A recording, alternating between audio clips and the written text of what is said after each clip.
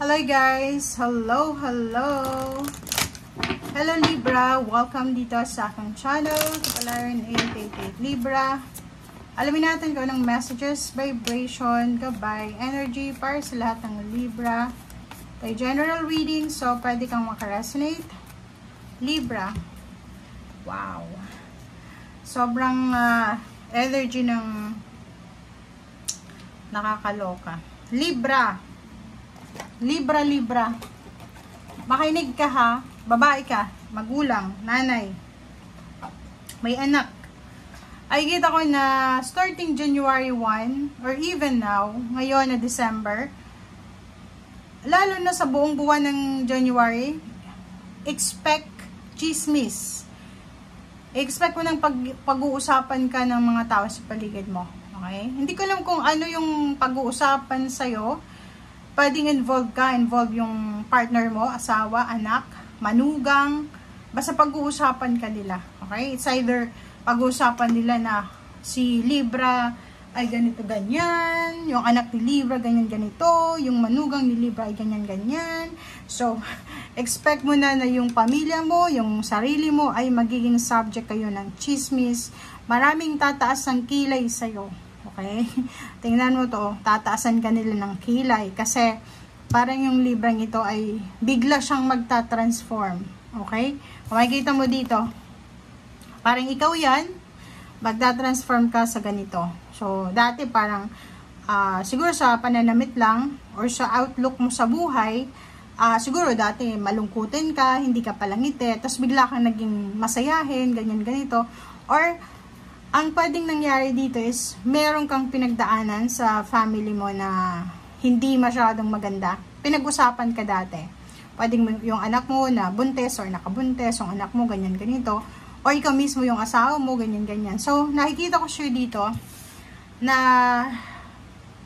kahit anong mangyari sa'yo, magtagumpay ka man, may mangyaring hindi maganda sa buhay mo, wag mong expect sa mga tao na pupurihin ka nila kasi yung mga taong ganyan, may mga lihim na inggit yan sa'yo. So, basta eto yung energy sa'yo, pag-uusapan ka nila. Hindi ko alam kung bakit ka pag-uusapan, dahil sa magbabago sa buhay mo, pag-uusapan ka kasi sa swerte mo, sa success mo, ganyan ganito.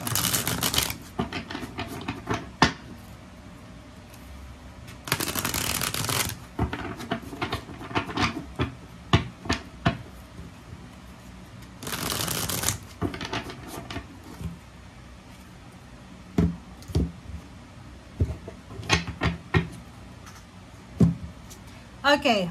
Ow! Congratulations sa'yo. Ang galing na ito. Ten of Earth. So, sinasabi sa'yo dito na sisimulan mo yung taong ito ng 2025 na hindi ka masyadong nag-iisip sa pera. Kasi parang nakikita mo dito na you are financially secured, prosperous, successful, parang ganon. Secured ka sa finances mo. May mga source of income ka. Or pwedeng nakikita natin dito na may inheritance kang matatanggap, ganyan, ganito. Or siguro, part ng family mo, may success sila na posibleng matanggap this year. Okay? Simula ngayong January. Nakikita ko siya dito, may offer dito. It's a financial offer. It's either a job or it's either a business. Siguro hindi ka masyadong makapag-desisyon. Confused ka. So, kung hindi ka makapag-desisyon dito sa mga financial offer na to, ayos lang yan. Okay, huwag mong pilitin. Okay? O, diba? Makikita mo dito, sinasabi, pag-isipang mabuti.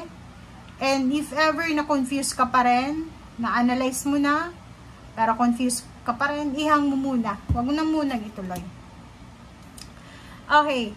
Meron ditong ibang Libra na siguro literal to na magsasaka, or pwedeng marami siyang tanim, or pwedeng siya, may farm, ganyan, ganito.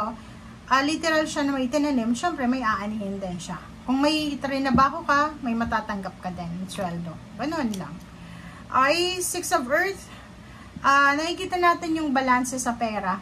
Financial balance, financial prosperity, security, and balance. So, nakikita ko siya dito na yung money, yung flow ng money sa'yo is equal. Balance. So, May pumapasok, may lumalabas, nag-spend ka, sumusweldo ka, parang ganon. May nagbibigay sa'yo, may nag-share sa'yo ng blessings, ganyan, ganito. Okay, 8 of air. So, you're moving out from self-doubt, confusion. And nakikita ko sir dito na moving in ka na or moving forward ka na papunta doon sa financial success. Okay, so may matatanggap ka na isang financial news. It's either good news, scholarship, makakatanggap ka ng message, call. Ano ba yan? Lahat ng good news dito ay possible na matanggap mo. Pwedeng contract signing, visa, documents, paperworks, or anything na related sa papel ay posibleng matanggap mo na pwedeng magdala sa'yo ng empowerment, ng fulfillment, and magdadala sa'yo ng swerte. Okay? So, yung 3 months or 3 years ka na hindi masaya, ay posibleng matatapos na yan. So, ibig sabihin, siguro may 3 years, 3 weeks ka, or 3 months kang nag-spend ng oras mo sa pag-iyak. Diba? So, nakikita ko siya dito lahat ng mga ginawa mo sa past ay posibleng matatapos na. O accomplishment. Kahit yung mga negative na nangyari sa buhay mo, posibleng matapos na rin yan. So, magkakaroon ka ng healing, celebration, may isa kang kapamilya na makaka-accomplish, makakakompleto ng kanyang obligasyon sa buhay, duties and responsibilities. Parang ganun. So, nakikita natin yung celebration. Okay? So, congratulations sa mga Libra na magse-celebrate. It's either family celebration, may blessing, family blessings kayong matatanggap. And may good news tungkol sa salapi. Isang tao ang posibleng makakatulong sa inyo para sa financial needs nyo. And then yun, diba? Karmic justice. So kung may pinaglalaban kang batas, pinaglalaban kang kaso, pinaglalaban kang hustisya, the karma is here. Good karma. So sinasabi na pabor sa'yo kung ano man ang hustisya na to.